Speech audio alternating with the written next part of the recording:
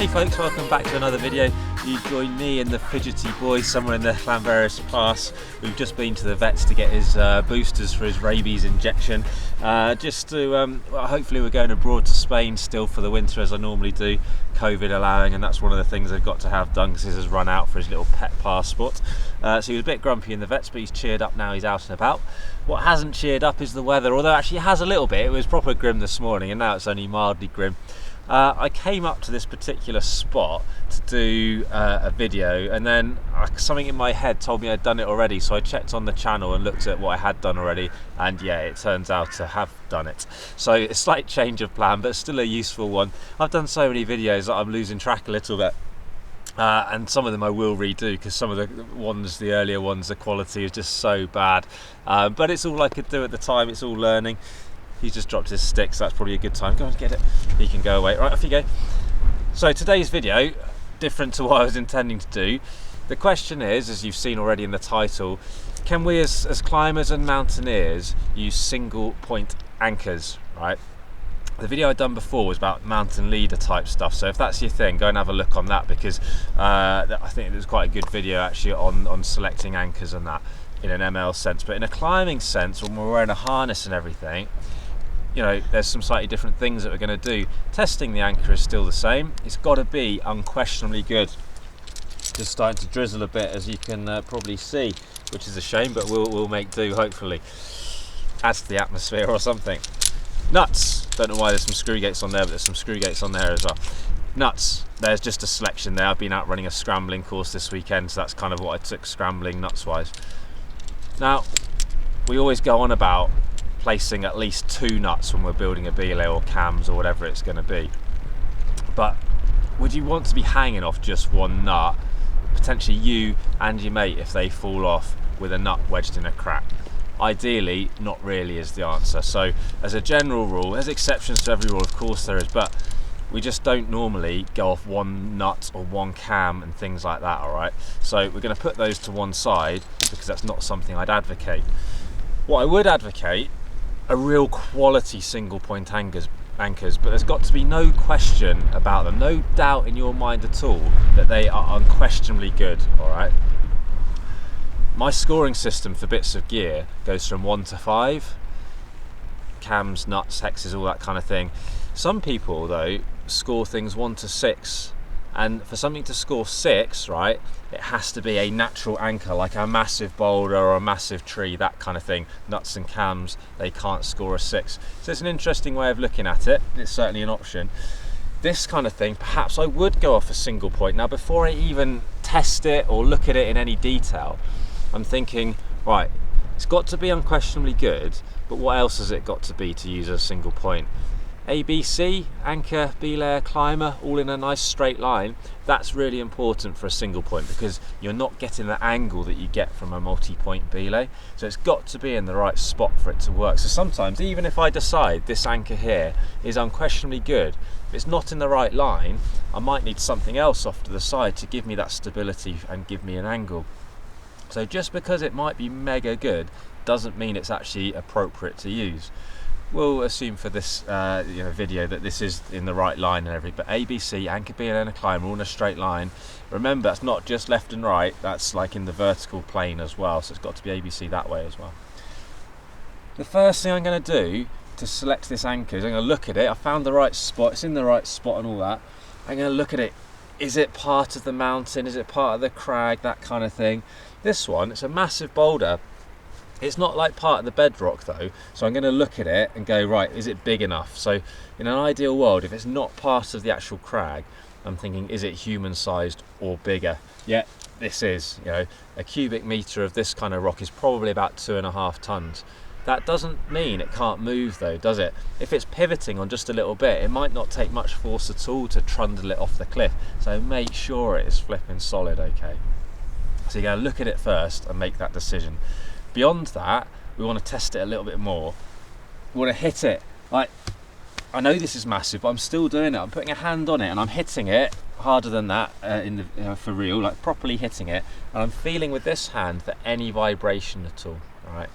I might then move forward another step as well. This has got some scars on it from other people doing the same, I think. Trying to keep a hand on it proper booting it, like properly hard, to see if there's any movement at all, and do it in the direction it would be loaded, but being really careful. Remember, your mate's down there, so start small, then go big, because the last thing you want to do is knock a boulder like this off towards your mate or other people and stuff. Horrible. So be thoughtful and mindful of others when you're doing this. But it's passed those tests, it's not moving or anything like that. I'm thinking about, oh, okay, it's solid, but is it the right shape? Whatever I put on it, which is likely to be a sling, will the sling stay on it when it's loaded? So I'm thinking of what direction it will be loaded, and can the sling lift off? Now at the back of this one, it's like overhanging. So when the sling goes on it, it just can't lift off. If you're in any doubt at all, I say that because you don't have to do this on everything. If it's an overhanging back, there's no point doing this next test really, because you know, it's not really proving a lot. But I'm putting my sling where I want it to be, where it's sat, and then I do a thing called the saw test. I just pull it back and forward, and I'm seeing if the sling is lifting off the back of the boulder. There is zero chance of that happening here, right? I've put a 240 on there first off. Let's just whip that off for a second, and put a 120 on there. Thankfully I've got one. I'm glad I brought these things, because I wouldn't have needed these things for the other video I was doing, so there's a bit of luck there. See the boy, he's obviously supervising. Don't know why he's not running around burning some energy. Right, 120 centimetre sling there. Still do the saw test for that if you want to. Single point anchor. There's no redundancy here, right? If that sling snaps, well, whatever is on it, me, the belay, all that kind of thing, it's off, isn't it? So is there a case for doubling up a big 240 in this instance to do the same job? 240 doubled up, obviously it's the same length as that. Little join there, going to move that around the back, out the way. Now, if one strand of this snaps now, we're not in any better position than we were with this gold sling, are we? So what would you have to do? We'd have to tie a knot in there, right? So what that has given me in effect is the equivalent of 2 slings going round, so there perhaps is some extra, well, there definitely is, there is some redundancy from that fact. Does that matter? Maybe it does, maybe it doesn't. Are you worried about the rock being sharp or anything like that? Well, if you are, if it's going to cut through one thing, it's probably going to cut through both, probably. But better to be safe than sorry. As I've said already, I think earlier in the video, I don't like these sort of necessarily hard and fast rules, so it might be an idea, but equally, plenty of the time, I will just go off one as well. All right, let's get out of the way. We'll go off like belt and braces, a doubled up sling there. What are you going to do next with it? Well, you're going to put yourself on it. Normally a clove hitch, isn't it? Standard, same as with any other belay. Do it up nice and tight, so you're like guitar string tight. Good, that's one bit.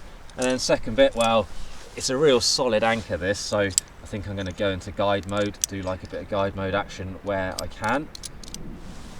Another carabiner. Loads of different guide plates. I've done videos on this as well, you probably know that by now. Taking all the slack to my mate, put it the right way up, load him up. That's a really neat way of doing it, isn't it? So many good things about guide mode. One is, if my mate falls off, there's no weight onto me. Look at the way I've loaded it though. I'm off to the side a little bit. I've loaded it as if my mate's down there. So these are pulling tight now, equally tight, because they still want to be equalised. They might pinch around the back a little bit sometimes, and that might cause one to be a bit slack. We don't want that. Obviously I'm pulling it this way though, and it's not quite as good that way. I could come down, couldn't I? That would be proper textbook to be loading it in the direction. It depends on what you're on. You're on a hanging belay, you sat on a massive ledge, decisions to be made. So that's a simple setup. This anchor has passed the saw test, the sling's staying on it, it's solid enough. There's some other things I did mention about sharp edges. I don't like soft stuff, ropes and slings to be on sharp edges. Sometimes we've got no choice. If that's the only anchor available, think about what you can do. Could you wedge a little stone in between the sharp edge and the sling? Sometimes I've thrown the nuts off over there, but sometimes you can place a nut in that little constriction, so it might stop the sling getting into that sharp edge, which one, might protect the sling. Two, it might protect it getting stuck in there. It might just give you, you know, block that edge a bit. So that's a nice idea to do. Anything else to think of? I think that's probably about it. Just do remember those pinch points though. We don't want our sling to get stuck should we weight it if our mate does fall off, right? There's loads of other ways of doing this setup, isn't there? You know, I could, for example, take that off there. You know, I could put it onto my belay loop, make sure I'm ABC properly and put it onto my belay loop down there. If it's one of these massive unquestionable anchors though, like I say, I do like a bit of guide mode action, but make sure you know how to release it and use it properly and everything like that. Now sometimes you might not have any slings left, you might have used them all on the pitch, especially if it's a mountaineering type route and you've put slings over spikes on what you've been climbing up. Or maybe you've just left some on the previous belay and forgot to swap over with your mate and everything. So there might be a time when we don't have any slings at our disposal. It might be that the block you've used is just too flipping big to put a sling over. People who climb in the Peak District a lot, where there's massive boulders at the top of routes, carry a 240. They might even carry a 400 centimetre sling to go around those. I don't own a 400, so there's no chance I'd be carrying one. But what can we do instead? Well, we've got loads of rope with us, haven't we? So there's a couple of options there. Put my rope over, get myself into the ABC sort of spot that makes sense. Get myself, I normally go for an HMS kind of carabiner for this. Clip that in to my rope loop, clovitch. That's easy enough, isn't it? Do him up as always, belt and braces. Make sure it's all equalised the right way and everything. There's other videos on this stuff, so I'm not going to go too much into that. And then where could we clip the belay plate to?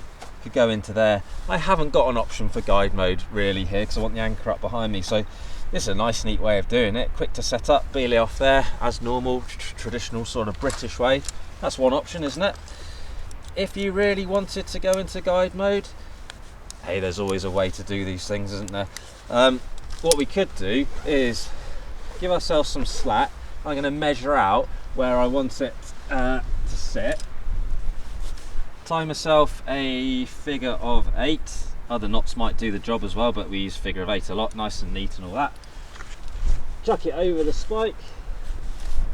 Okay, great. Now at this point, neaten that up a bit. I can't bring myself to have a not neat knot on the video. It'd just be embarrassing all round, wouldn't it? So I've tidied that up a little bit now. Now I am attached. It's a bit loose at the moment, but you know, I'm on a pretty good ledge, so that's okay. And what I could do here is I could tie another figure of 8 again, just because it's the normal sort of knot that we use. Other knots again will do the job. Neaten him up and everything. Okay, well, what have I got there? I've got a power point, so I could actually put guide mode onto there, couldn't I? Clip and flip.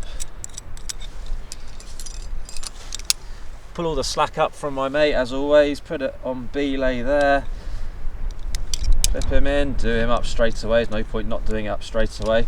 Well, there you go, as long as I can be below. Now I'm going to get a bit close to the camera at this point because I probably haven't put the tripod in the best spot. But I can make sure I'm below all this now and I can belay quite happily. Now I've got a bit of slack there and I'm always banging on about not having slack in the system. So that's easy enough. I've got my power point. I can clovitch myself into it. You might choose not to do this again. It depends if you're on that massive ledge or if you're on a hanging belay. Situation dependent, isn't it? But there you go. Right, now I'm properly bar tight and I've got the belay plate all set up in guide mode. Happy days. One of the things I love about climbing, now I love the climbing, I go climbing to go climbing, but I love all this geeky stuff and I love being efficient at it. And you know, I've said this in other videos about not really liking the phrase tools in the toolbox, but the more skills you've got that you can throw at each situation, the better. So yeah, chuck a sling over. But what if you haven't got a sling? Well, you've got these other ideas to back up onto as well. So it means you're always going to have some option, right? So single point anchors. Hope that's been slightly useful. Can we use single point anchors? Yes. They've got to be unquestionably solid and everything. And they've got to tick some boxes about being ABC and stuff like that. And when you're selecting the anchors, as we've talked about, no chance of the rope or sling coming off, no chance of it getting damaged on sharp edges and all that kind of stuff. What other single point anchors are there? Other, you know, massive boulder that I've been using here. Trees are an obvious one, aren't they? Think about how big that tree wants to be. We tend to go off thigh-sized or bigger, right? We've got different size thighs, but if you're at your thigh size or bigger, you're probably going to be okay. There's a few other things to think about though. Whereabouts on that tree? Do you want it high up or low down? Well, low down to have less levering going on, so lower the better. Although sometimes going a bit higher up might give you better angles, so give that some thought as well. Depends, you know, is the tree like super thin by this point and bending loads, so some stuff to think about there. The tree's got to be healthy and well rooted and stuff like that though. A lot of crags you'll go to, you'll see a tree that might be good enough in terms of size. It might be right on the edge of the cliff and you can see all the roots are exposed and stuff like that, and you pull on it, you're like, oh, hang about, yeah, that could go at any time. So just because it's big doesn't mean it's going to be solid, okay? So I'm thinking really single point stuff tends to be massive boulders, massive trees, but remember you might still go off two, even if they are unquestionably good, to give you that angle and stability. All right. Well, I hope that video's been interesting. I'm glad I've been able to make one work on a slightly damp day, and I can see a few rain spots on the lens, but hopefully it hasn't detracted too much from it all. As always, fire away with any questions, happy to answer as best I can. I think subjects like this, they require quite a lot of judgment. If you're in any doubt at all when you're building a belay, put an extra bit of kit in. Yeah, just err on the side of caution all the time. It comes from experience that you're able to make like good quality, solid judgments. All right. Have a look at some other videos. There's other stuff about selecting anchors and things like that, and I've done one about like scoring systems for placing trad gear, nuts and cams, hexes, all that jazz. So do have a look at those.